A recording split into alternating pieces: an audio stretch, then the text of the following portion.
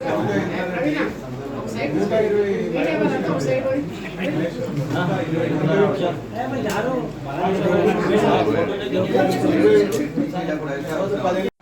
రావచ్చు, వచ్చిన వాళ్ళని తీసుకొని పోతాం, ఎవరు రాకపోయినా పోతాం, గుడిసిన వాళ్ళకి న్యాయం చేస్తాం, పేదవాళ్ళకి న్యాయం చేస్తాం.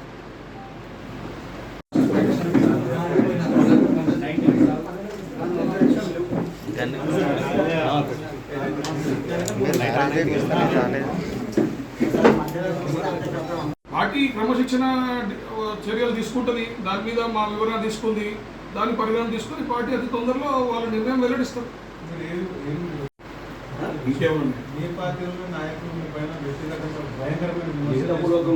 అది వాళ్ళ విధేయతకు వదిలేస్తున్నారు, రాజకీయ అవగాహనకు వాళ్ళ విధేయతకు వదిలేస్తున్నారు.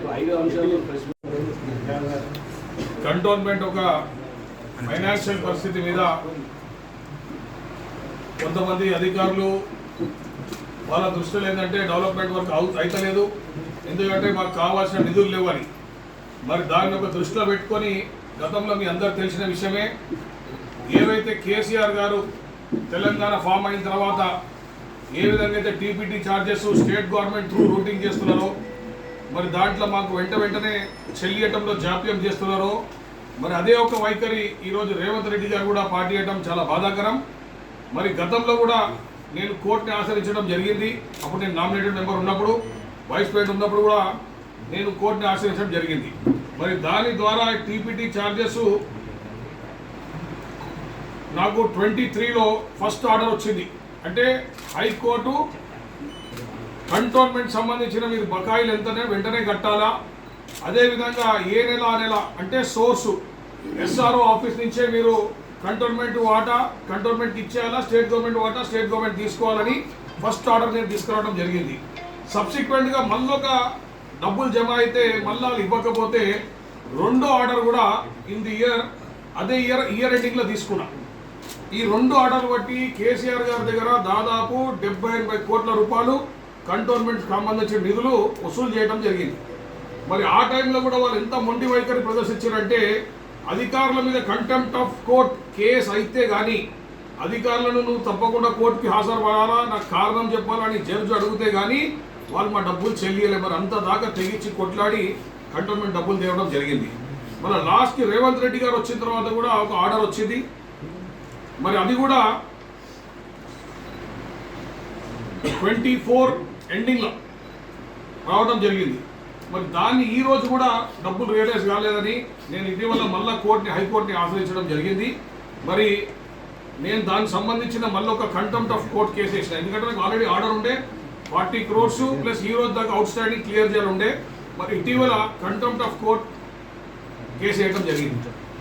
మరి కంటెంప్ట్ ఆఫ్ కోర్ట్ని హైకోర్టు చాలా తీవ్రంగా తీసుకొని మరి మొన్న 18వ తారీఖు జరిగిన హియరింగ్లో అధికారికి ఫస్ట్ టైం ఫామ్ 1 ఈ యొక్క కంటెంప్ట్ కేసులో గతంలో కేవలం అధికారులను మీరు కోర్టుకు రండి అని చెప్పడం జరిగింది. మరి వాళ్ళ ఒక నిర్లక్ష్య వైఖరి కానివ్వండి, వాళ్ళ మొండి వైఖరి కానివ్వండి, ఈరోజు కాంగ్రెస్ పార్టీ ఏ విధంగా అయితే కంటోన్మెంట్ ప్రాంతానికి అన్యాయం చేస్తుందో దాని నిదర్శనం ఈరోజు వాళ్ళు ఎవరు రాకపోతే ఫామ్ 1 ఫైనాన్స్ సెక్రటరీకి సందీప్ కుమార్ సుల్తానియాకి, ఫైనాన్స్ సెక్రటరీకి, తెలంగాణ రాష్ట్రం సంబంధించిన ఫైనాన్స్ సెక్రటరీకి ఫామ్ 1 ఇష్యూ చేయడం జరిగింది. అంటే నెక్స్ట్ డేట్లో తప్పకుండా ఆయన ప్రజెంట్ కావాలా, మా బాకీ ఈ రోజు దాకా ఎంత ఉందో క్లియర్ చేయాలి. రెండో డిమాండ్ కోర్టులో ఏముండే అంటే, ఎక్కడైతే సోర్స్ ఎక్కడైతే డబ్బులు వస్తాయో అప్పుడు అక్కడే డివైడ్ చేసి ఇచ్చారండి. ఈ రెండు కూడా మరి కంటోన్మెంట్ ప్రాంతంలో డెవలప్మెంట్ బాగా జరగాలి, తప్పకుండా మంచి వర్క్స్ జరగాలని ఆ ఒక్క ఉద్దేశంతో ఈరోజు మరి రాష్ట్ర ప్రభుత్వం మీద కోర్టు కేసు వేయడం జరిగింది. ఏం చెప్పారో నాకు తెలియదు, అంటే ఆయన రూల్ ప్రకారం ఆయన చెప్పుకుంటాడు, ఆయన ఏం చేద్దామని ఆయన చెప్పుకుంటాడు. కానీ ఇక్కడ ఇష్యూ నాకు తెలుసు కాదు, అది ఏమని డిఫెన్స్ ల్యాండ్ కానివ్వండి, డిఫెన్స్ ల్యాండ్ కాబట్టి నా బాధ్యత ఒక పేదవాళ్ళకు గత 30 సంవత్సరాలుగా పేదవాళ్ళ కోసం పనిచేసిన వ్యక్తిగా నేను దాన్ని ఈరోజు రియాక్ట్ అవుతున్నా. గతంలో కూడా ఏమైంది అంటే కొంతమంది నాయకులు, అవగాహన నాయకులు, మా జోకర్ ఉండగా మల్లారెడ్డి, ఆ జోకర్ ఒక డైరెక్షన్లో ఒక వర్గం పోయి ఒక కేసు వేస్తే కేసులు ఓడిపోయింది. మేము అప్పుడున్న ఎమ్మెల్యే గారు మేమందరం పోయి అధికారులని కన్విన్స్ చేసి ఎలక్ట్రికల్ మీటర్ల కోసం పెట్టుకున్నాం. సో అట్లా తప్పు జరగద్దు అని నేను ముందే వాళ్ళందరినీ కలుపుకుందామంటున్నా. ఒకవేళ పోరాటంలో కలిసి వస్తే సంతోషం, లేకపోతే మాకు ఒక్కరినే కొట్లాడే దమ్ము ధైర్యముడు ఆ హోదాలో నన్ను కూడా పిలిచిండ్రు. నేను కూడా వేదిక మీదనే ముఖ్యమంత్రి గారు చెప్పడం జరిగింది, అన్న కిషన్ రెడ్డి గారి ద్వారా మేము ప్రపోజల్ మూవ్ చేస్తున్నాము, మీరిచ్చే పైసలు మాకు ఇన్ఫార్మ్ చేసి ఇవ్వండి, తప్పకుండా దాని మీద మేము చేస్తాం. ఇంకోటి ఈరోజు ఎమ్మెల్యే గారు ముఖ్యమంత్రి దగ్గర కాబట్టి పోయి అడగమని వేదిక మీద చెప్పిన నేను ఈరోజు ముఖ్యమంత్రి గారికి. దాని తర్వాత ఆ ఫైల్ తీసుకొని కిషన్ రెడ్డి గారు 2-3 డేస్ దాని మీద ఎక్సర్సైజ్ చేసిన తర్వాత అప్పుడు క్యాబినెట్ మినిస్ట్రీలో రాజ్నాథ్ సింగ్ గారు కానివ్వండి, ప్రధానమంత్రి గారు కానివ్వండి చెప్పి కన్విన్స్ చేసి ఆ ఒక ఫండ్ కంటోన్మెంట్ డెవలప్మెంట్, ఎందుకంటే కంటోన్మెంట్ ప్రాంతం వెనుకబడ్డది, రాష్ట్ర ప్రభుత్వాలు ఎవరు కూడా కంటోన్మెంట్ ప్రాంతానికి ఫేవర్ చేస్తలేరు కాబట్టి ఆ ఫండ్స్ ఇప్పించిన ఘనత కిషన్ రెడ్డి గారి. దాని తర్వాత ఎంపీ గారు వచ్చిన తర్వాత ఆయన కూడా ఫాలోఅప్ చేయడం జరిగింది. ఓవరాల్గా ఫండ్స్ భారతీయ జనతా పార్టీ తరఫున నరేంద్ర మోడీ గారి తరఫున రావడం జరిగింది.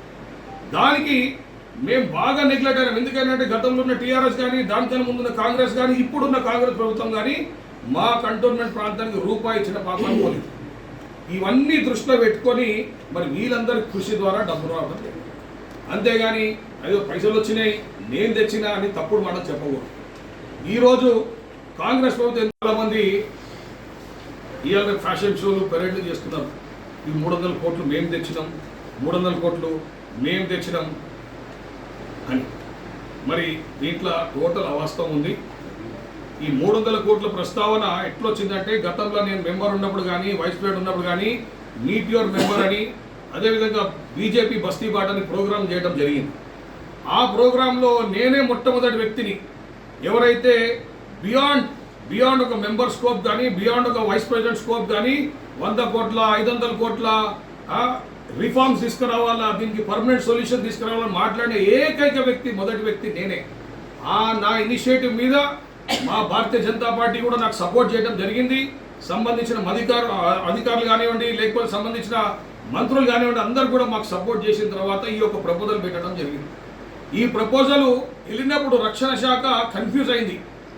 ఈ ఫండ్స్ని ఏ విధంగా మీకు ఇవ్వగలుగుతాం, ఎందుకంటే సెంట్రల్ గవర్నమెంట్ ఫండ్స్, మళ్ళీ సెంట్రల్ గవర్నమెంట్ అలాట్మెంట్ చేయాలంటే అది కొత్త ఫండ్స్ కింద వస్తుంది, అంటే రీఅప్రాపరేషన్ ఆఫ్ ఫండ్స్ కింద తీసుకోండి అని చెప్పడం జరిగింది. అదే క్రమంలో ముఖ్యమంత్రి రేవంత్ రెడ్డి గారు తోటముత్తలమ్మ టెంపుల్ కూడా శంకుస్థాపన చేయడం జరిగింది, ఎలివేటెడ్ కారిడార్కి. ఫస్ట్